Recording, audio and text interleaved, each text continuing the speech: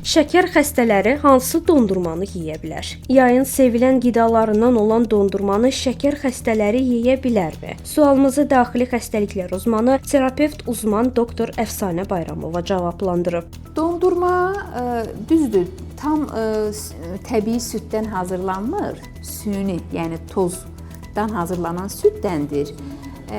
Qəbul edə bilərik, qəbul oluna bilər, amma şəkər məsələsi var da, yəni şəkər çox alırıq.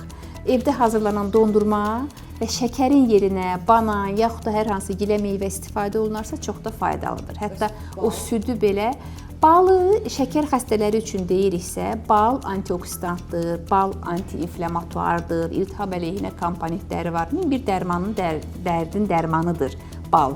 Amma təbii ki, tərkibində meyvə şəkəri var, fruktoza var. Ona görə şəkərli xəstələrdə glikohemoqlobin, 3 aylıq qan şəkəri 7-nin üstündə deyilsə, 7-dən aşağı isə şəkərlər kontrolda isə gündə bir dəfə dadımlıq istifadə oluna bilər.